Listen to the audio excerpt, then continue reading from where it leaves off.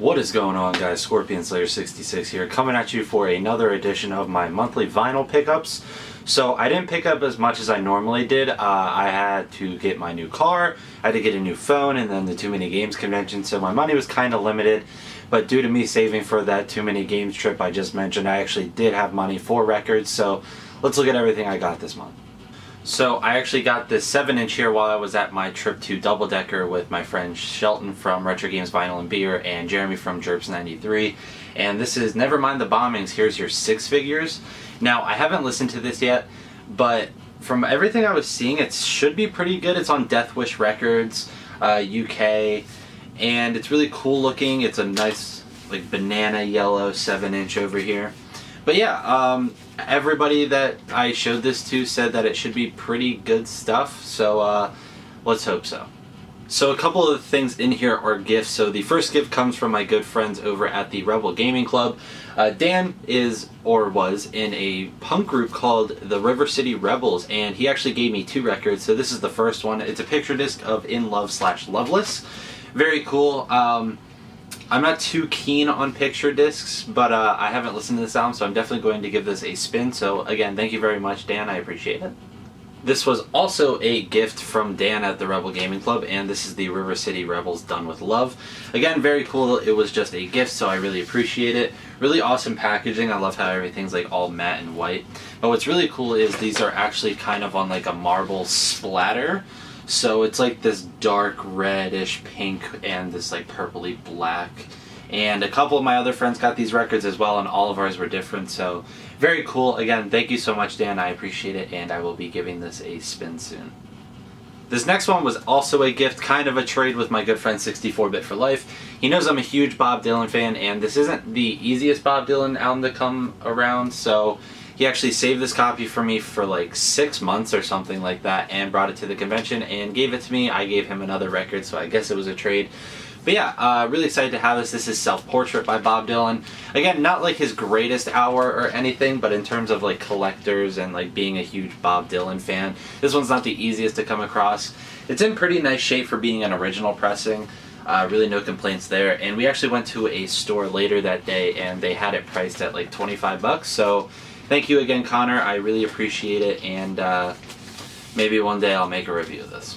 Next up, you guys may know I actually already have this, but mine is a reissue, and from what I can tell, this is an original pressing of Axis Bold as Love by Jimi Hendrix Experience. If you guys know, Jimi Hendrix Experience is like one of my top favorite bands of all time. They made such a huge impact on how I view music. But yeah, amazing album. This one definitely gets underrated when it's compared to Are You Experienced and Electric Ladyland, but it's one that definitely stands on its own and deserves a fuck ton of respect. But yeah, great album. I mean, Castles Made of Sand is on here, If 6 Was a 9, Little Wing, so many classic Hendrix tracks, and just an amazing cover art as well. So yeah, this was like $4 or $5 at my local record store, so I will always pick up this album, especially if it's that cheap. Really stoked to get this. This is the UK pressing of the Beatles' Hard Day's Night.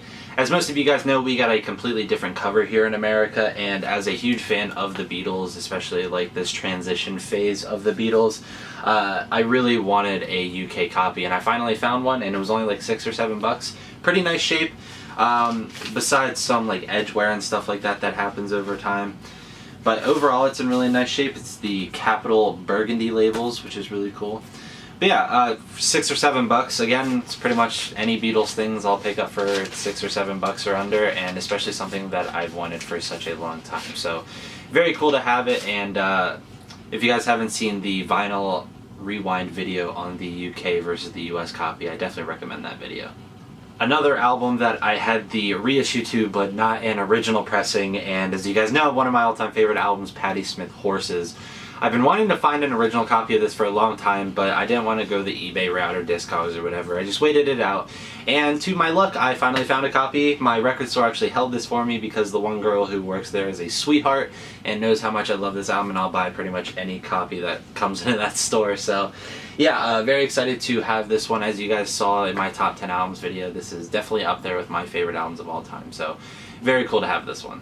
So this was actually the first thing I picked up this month, and this is a copy of Cream Wheels of Fire. Again, from everything that I can tell, this is an original pressing, but I'm not 100% sure. Love this gatefold, really love how it contrasts from the steel aesthetic to this really like acid trippy psychedelic effect. Really awesome album though. It was only like $4 or $5, so I was gonna pick it up. But I actually had never listened to this in full before, and it really floored me. I think I might like this just a little bit more than Disraeli Gears, to be completely honest, but both excellent albums, and again, for like $4 or $5, it was definitely worth that. Next up is an album that I've also been looking for a little while, and this is Iggy Pop's Lust for Life. As you guys know, the Stooges are one of my all-time favorite bands. I absolutely love everything that they did, and I really like a lot of Iggy's solo stuff, and this was just the classic one. It has The Passenger on it, which is probably the biggest song of his career. But yeah, great album, really straightforward reissue. This is the Four Men with Beards reissue. But yeah, just an album that I've wanted for a long time, and I finally found a copy. Another album that I picked up on my adventures with Retro Games Vinyl and Beer and Jerps 93. This is Joy Division Preston, 28th of February 1980. Now this is obviously a live album that they put out officially, and from everything that I've read about the concert, because I haven't gotten a chance to listen to this, apparently everything just went absolutely to shit. Everything malfunctioned, things weren't working, but apparently it came out in like the most interesting and great way possible. So I'm really excited to give this a listen when I get the time to. Really love the packaging on this. Everything's super glossy. That picture of Ian is amazing, and just the color choice. Just phenomenal packaging on this one, and I cannot wait to give this one a listen. I picked this up when I went on a solo journey with my good friend Shelton, and this is Bon Iver for Emma Forever Ago. Now, I really love Bon Iver. I just haven't picked up many of their other albums besides 22 A Million, but I saw this at the record store that we went to for a super cheap price, and I grabbed it right away. Fantastic stuff. All three of the major albums that he's released so far are great, and that Blood Bank EP is also fantastic. Really good. Definitely one of the better bands to surface from this decade so far. And yeah, now I just need the self-titled and the Blood Bank EP, and I have them all. I was very excited to find this. This is Modest Mouse, good news for people who like bad news.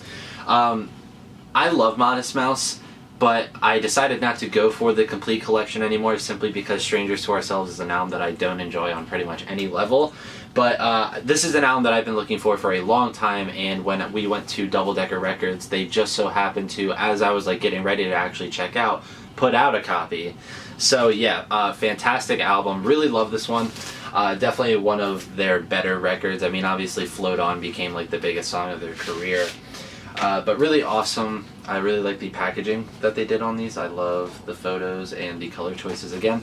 Awesome stuff. And like I said, I've been looking for this one for a while, and I was definitely excited to grab it when I saw it for a really reasonable price. Now here's an album I bet a lot of people wouldn't expect that I would be buying, and this is Tyler the Creator Wolf. I actually adore this record. This is one of my all-time favorite hip-hop albums. Front to back cover, it's just incredible. I really like how they use the alternate work on here instead of the blue face. And again, just the packaging is awesome on it. But yeah, such a fantastic album. So weird, so out there, so introspective. Definitely a completely different lane than anybody else doing it right now, and I'm really not a fan of Tyler like that, but I really appreciate this record, his first record, and the new singles he actually just put out are fucking awesome. So yeah, really cool. And if I remember correctly, these are actually on hot pink vinyl. Again, there's the original artwork, which is cool that they included. But yeah, it's on like this see-through cotton candy hot pink. So yeah, I actually traded in a bunch of stuff when Shelton and I just went out by ourselves to a record store, and that's the only reason I bought this, because I really probably wouldn't pay the sticker price on this unless I had some trade-in credit, and it paid it off. So very cool, very happy to have this one finally. So one morning, Jerps 93, Retro Games Vinyl and Beer, 64-bit for life, and I actually went to a record store that was near the hotel we were staying at, and that's where I found this beauty. This is Van Morrison Astral Weeks. Now, I love this album for a long time. When I was just getting into music, I looked on the Rolling Stones Top 100 Albums list, and this was really up there. I believe it was in the top 25.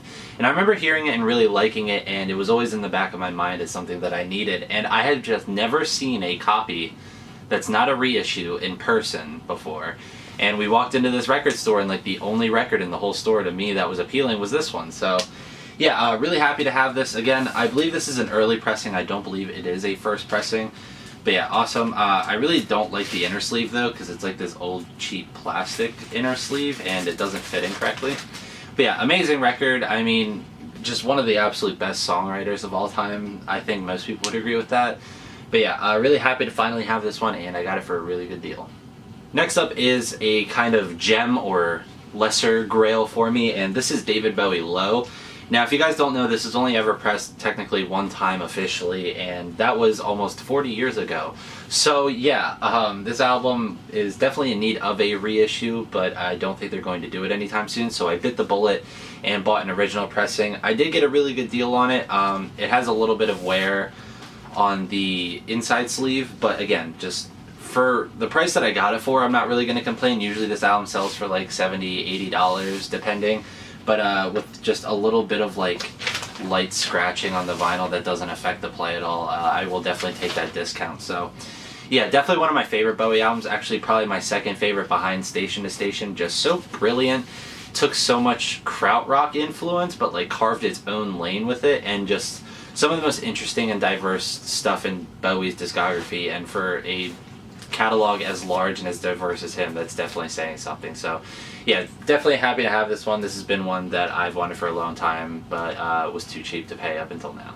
So I got my pre-order for this finally, and this is one of my favorite albums of the year, and that is Kendrick Lamar, Damn. I want to give a huge props to Top Dog Entertainment, because they actually sent out 2 sleeves, one so that you could just keep the autographed one really nice and keep it away as a collector's piece, and then they sent you the actual record. Really awesome that they did that. That's a huge thing that I love when people do, like keep it separate. But yeah, again, awesome design work done on this. This album is just fantastic. If it didn't have the song Love on it, it would probably honestly be my second favorite Kendrick album, but Love is just horrendous to me, and I know that's an unpopular opinion, on this beautiful like cherry red vinyl. But yeah, again, love this album. Definitely one of my favorites of the year. Probably will end up being in my top 5 still till the end of the year. If you guys haven't checked this out, I definitely recommend it. It's definitely a different direction for Kendrick, but he still commands such a presence and makes it his own, and it's just really great shit. So very happy to have this, and especially having the limited autograph copy as well. I've been really in a phase with Godspeed You! Black Emperor as of recent, so when I saw this album I had to pick it up. This is my favorite Godspeed You! Album, and this is F.A. Infinity. Just really interestingly airy music. It's so open in its soundscape, but it crushes your emotions with its lyrics and the way that the background drones and the noise are put together. And it's just this really interestingly open yet closed environment type of thing, and it's just one of the most interesting records I've ever listened to. It's just so beautiful, so dark, so dismal, and it just creates some of the most interesting music of all time to me. So yeah, really love this, and I love the packaging. It's this really nice like matte finish, but it has texture to it, and it's so minimal. It's just gorgeous stuff, so definitely happy to have this one. It took me long enough, but I finally bought a copy of the Flaming Lips Yoshimi Battles the Pink Robots. This is my absolute favorite Flaming Lips album, one of my all-time favorite albums. Just such an amazing album with a great concept behind it, such tight instrumentation. This is really when the Lips were at their peak. They just knew how to bounce off of one another and create this amazing chemistry to create these like weirdly post-rocky, futuristic instrumentation. So yeah, great packaging on this one. I love the artwork, and just an amazing album. Definitely one of the best of all time. So shout outs again to my good friend Retro Games Vinyl and Beer. He actually spotted this one for me. He knew I was on the lookout for it, and this is Swans, the Great Annihilator. Swans is a band that I've just been recently getting super into, but they're creating some albums that are just becoming so much further up my list with favorite albums of all time. They're just so interesting, and especially with this album, they took all these like weird noise elements but added it to their no-wave nature and created like these hardcore metal-y type instrumentations, but with all these weird effects and production. And again, beautiful packaging on this one. I mean, black, red, and white is like my favorite color combination, and these symbols are just so cool. Like, I would love to get like small tattoos of these. So yeah, really awesome to have this one, and actually the next one is by the same band. The final thing I picked up, and the one that I'm definitely most excited to add to my collection this month, this is Swans, Filth. My absolute favorite Swans album. I know it's their debut, and a lot of people would argue that their later stuff is much better, but just for me, this hits such an emotional spot that's so hard for other albums to hit. It's so just airy and non-existent, but the instrumentation kind of brings it back in a way. Like, you feel like you're floating in space, but when like these guitars and these drums kick in, it feels like you're being shot right back to earth, like you're immediately put back in your zone. It's just one of the most startling pieces of music I've ever heard, and it's just one of the most well done in my opinion. So yeah, definitely the thing I was the most excited about this month. This is Swans Filth. Alright guys, so that is everything I picked up in the month of June. Let me know down below, guys, what was your favorite thing I picked up? What are some albums that I should add to my collection? Let me know. And while you're down in the comments, hit that like button, subscribe. Until next time, guys, take care.